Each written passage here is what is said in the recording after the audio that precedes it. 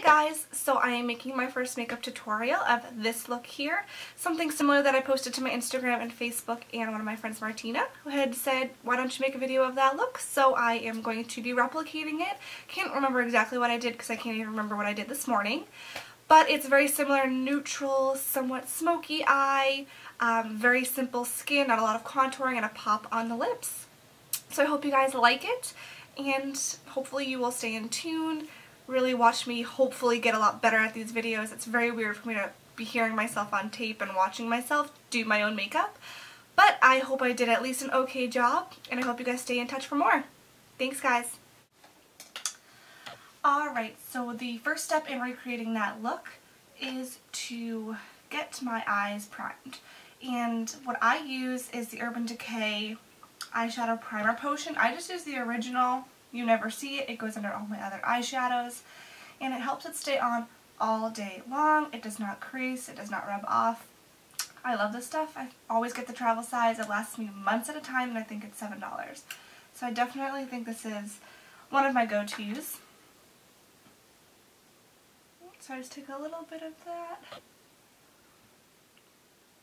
and I just rub it all on my eyelid. I push it up into my eyebrows too because I'm going to do a highlight right under the brow bone, and that is something you really want to stay. Really helps bring the attention to your eye. Alright. Perfect. And it blends right in. Can't tell that I have anything on. So after I do that is when I'm going to start with the eyeshadows. And I'm just going to use my Naked 2 palette because I feel like it's a palette that a lot of people have. So it would be kind of easy for them to recreate this look, and you can do it you can do it in a lot of different variations. You can do it light like I'm going to do it today. You can do it dark. You can switch up the colors. I just love this palette because it's mainly neutrals. Whereas the Naked 3 is a little bit more pink toned, which is just not something I typically use on myself. So this is my favorite, and this is what I'm going to use to recreate that look. So the first thing I do is I take my little fluffy brush. This is a Japanesque. I'm not sure what it's called, but you can find it at Ulta. It's just an all-over lid. Just kind of spreads the color all over the lid wherever you want it. It's really good for anything that you're not looking for very specific tight placement. So the first color that I'm going to use is Suspect because it's the most neutral between the gray and the brown. And that is the one that I'm going to put basically all over my lid up until like the brow bone. So that is where I want it to be light and have the light reflect off of. So I just bring it up to about here. Same on the other. And you don't need a lot of product. I just use a little bit. Again, whereas I'm doing a light look, I do not need a bunch of shadow on my brush. This brush and these shadows are really good at a little goes a long way. It spreads very easily, so you don't need a bunch of product. So I just make sure that that is, soft, kind of placed, all the way up to where I want it. It's blended out a little bit so there's no harsh lines from there. Alright, so that is the very first eyeshadow that I use. Then I go in with typically the same brush, especially with this look where it's just a very soft, blended, nothing precise type of look. I've been using this brush a lot lately, so what I will do is I will then go in with the same brush and use Snake Eyes. So that's the one that's right next to Suspect. It's like the darker brown. And that is something I put more so just in my crease. And it will just deepen the look a little bit. I don't have a big crease. Most of my eye is actually upper lid, so I don't have a big crease to work with. Some people are gifted, have deep set eyes, have this beautiful lid to work with, so it's going to look different on every eye shape, but you can get the same effect. So I just kind of throw that down at the bottom. Again, nothing fancy, nothing precise, just kind of blending to make sure that it all seamlessly goes together. Alright, perfect. So now what I'm going to do is I usually grab a brush that looks like this. So it's just a little bit stiffer. Again, it's by Japanese. It's the 213 brush. And I like to use this again down in my crease. This holds more product and puts it on a little bit thicker. So it's a really good brush to use where you want the most color. So then I'm going to use the Busted in the Naked 2. It's like that dark purple. I love combining different colors in my look, and you would never expect that I'm using purple in this. So I'm also just going to kind of pat that down right over where we just put the snake bite. Just kind of place it there for now. We'll go back in and we will blend. Just put that at the very bottom. See, it's not blended and I clearly do not look done. So then I go back with this brush, the one that I used for the all over lid, and I just start to blend. Windshield wiper motions just to get all those colors to blend in. I will blend the lighter color down into the darker color. Again, just so it's seamless and it does not appear to be all of these different shades of shadow. Pull that down. Totally softens it. I'm already starting to get a little bit of a smoky effect. So what I do next is typically not, I guess, the right order, but I'm going to do my brows before I go in and do the highlighter under my brow bone. So I just recently switched over to this product. I'm now using the Brow Wiz by Anastasia, and that is in Auburn. It's the closest thing that matches my hair color. I was using the Dip Brow, but it's just too dark since it's such a thicker, creamier consistency. So I really liked this. It took me a while to get used to. So it has like the little pencil crayon end, and then it has the brush end, which I always use at the very last step to kind of soften the brows and make them look a little bit more natural. So what I do is I start at the arch of my eyebrow, and I kind of just decide on how strong I want the arch. So I just did it right under here, up into the highest point, and then down. And then the next thing I do is the exact same placement just on the top of the brow. And this is where you can decide how thick or how thin you really want your brows. Some people have sparse brows and would really need to use this step to draw in their shape. My natural shape isn't awful, so I tend to go with the flow with my eyebrows. I might just kind of make them a little bit more precise with this pencil. So I just go over the very top of my brow up until the highest spot, and then I meet the bottom lash on the way, the bottom line on the way down, and connect them. Now I draw a line from where my brow starts to the line that I've already created on the bottom.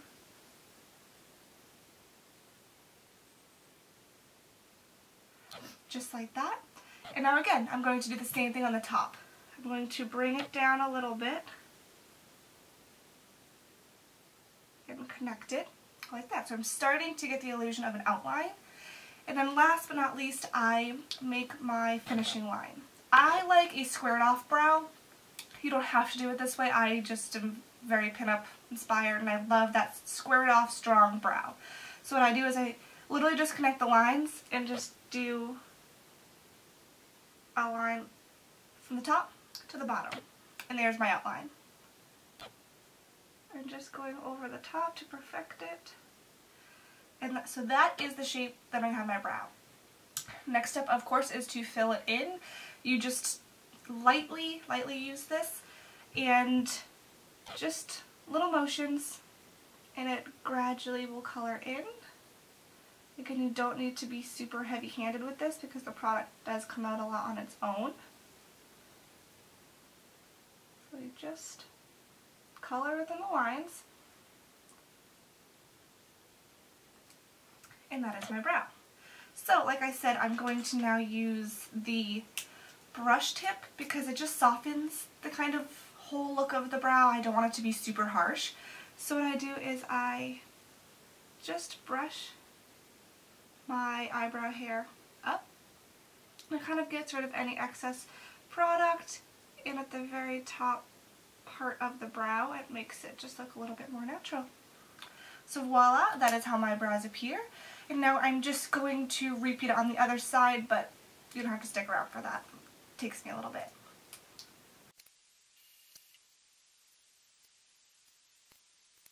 Alright, so now that the brows are done, that is the hardest part. To me, it just takes lots of practice. I can now do them in 5 minutes and I'm out the door, but I also have to remember that they're sisters and not twins. They are never going to be perfectly identical, and it's something that I have to just accept and move on. So, back to the eyeshadow. Now that I have my brows on, I can do the highlighter under the brow bone. When you do the highlighter under the brow bone, you always want it to be a light color, nothing frosty, but something light that reflects light, that has a little bit of, I don't want to say glitter, but just it illuminates the light. So what I'm going to use here is actually Booty Call by Naked 2. It's the paler of all of the shades. It's that white with a little bit of a yellow undertone, and it has that illumination in it. So I take this flathead brush. It is the 341 by Japanesque. And I put that right under my brow. It's like I'm re-following that line of the brow that I just created. And I'll put a little bit on the inside bridge of my nose. And we'll do the same over here. This is where you could also kind of clean up that brow line if you didn't get it perfect. You could do so right here with this shadow and this brush. Alright, so now that I have that on there, you can just see that it's lighter up here, and that's where it will reflect the light. Just how we highlight our cheekbones. It's the same idea. Brings people's eyes right to it. Alright, so now that I have that on, what I tend to do is I actually take back my Oliver kind of crease brush, and I will bring the highlight down, and it just really helps to give that seamless effect all the way from top to the bottom. I'm actually going to go a little bit farther down with the Booty Call.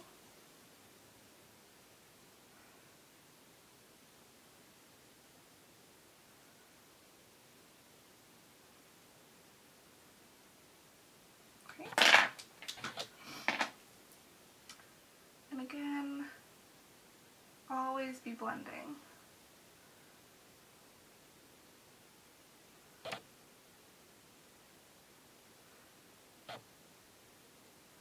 Telling you, fingers are your best tools as well.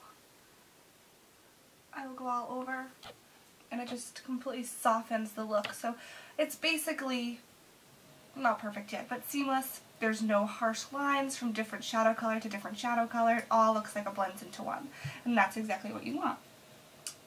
And I like choosing different colors. You can see the flakes of the gold, you can see the brown, up close you can see a little bit of the purple. So then I will just go back after I've blended, see if there's anywhere I need to place anything else. So far, so good. Just kind of a neutral, smoky, nothing too smoky, but just a little bit more than your everyday natural look, which is just tends to be my go-to. And lately I have not been doing my wings. I'm infamous for my wings, and I always do them. But lately, I don't know if it was being, lazy or what it was, but I just haven't been doing them. So I'm not going to show them in this look. Again, that'll be a video for another day. So the liners that I use are just like eyeshadows. I never use just one. Same with lipsticks. I will never wear just one lipstick. I layer everything. So what I'm going to use today are the NYX eye liners. You can also use these as eyebrow pencils, the browns anyway. But they go on so smooth, and their pigment is so strong. I love NYX. I actually just finished this entire video, and I realized that my camera cut me off halfway through because my memory card was full. So I'm going to kind of start from where it left off. I am already finished, but I will walk you through the steps of what I did. I know it left off with me doing the shadows on my bottom lash line. So I first take the color Snakebite, the dark brown, and I put that on my lower lash line first to give it that depth and darkness. And then I go in with the Suspect, which is the very first shadow that we use. It's the lighter one. And I go over the snake bite, and I also bring it farther down from the lash line. You don't want to go too far or else it'll look like a bruise or like you got no sleep. But I just bring it down just a little bit just so it gives that overall smoky look. And then I'll actually grab the Busted, which is that little bit of the dark purple that we used, and just throw that right in the corner. I always want my corners to be darker and my inner corners to be the lightest, so it gives an illusion of a big wide open eye. Alright, so then I went in with two eyeliners, both by NYX. They are in pencil form. I used Cafe first and then Brown on top for both the top and the bottom. So for the top, I just ran Cafe all the way across the lash line. Not too thick of a line, but just thick enough that you could at least see the difference in the color. And then I smudged just the brown right over it. Again, just gives it that depth, and I just love layering. So, the last part to the eyes would be mascara, and my favorite mascara is by MAC. It is, I want to say, the Giga Black Lash Extended Play. So I'm almost out of this, so I'm just going to put a light coat on my lashes, top and bottom.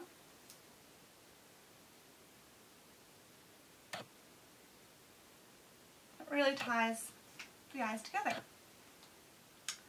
So then what I did for the rest of the face, was a little bit of contouring and a little bit of blush. For the contour, I used the Anastasia Beverly Hills Contour Powder Kit in Light.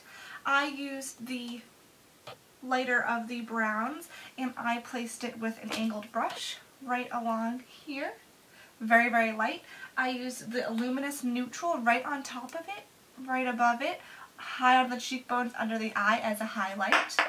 And then I used the Matte Neutral for underneath where I contour to blend it all in so I don't have this big contour streak. And then I actually used the banana powder, what I call it, the medium light yellow, right under the eyes. It really sets in all that powder and it brightens your under eye completely, making you look nice and wide awake. And then for blush, I did a very, very light pink. I put on the apple of my cheeks and I brought it up. And then I used the Kabuki brush to blend all of those powders that I just applied in, again, so that you don't see all of these kind of blotches or streaks on your face. Last but not least, to totally complete this look, is lips. I have just been using a lip liner as an all-over lip color, and then I threw a little bit of gloss on top of it for this particular look. So I used the Jordana Plush Plum lip liner to line my lips and to fill them in completely. Now that I lined my lips, I'm going to go in and completely fill them in with the exact same color.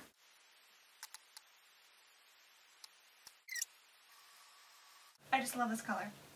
So now that I've filled that in, I'm going to add a little bit of a gloss, just to add a little bit of shine to my overall matte look. And the gloss that I'm going to be using is the NYX Mega Shine Lip Gloss. And the reason I love this gloss, and basically hate every other gloss, is that it tastes so good and does not leave you feeling sticky. So it is a brighter red than what I line my lips with. So I'm just going to put a little on my finger. Pat it on.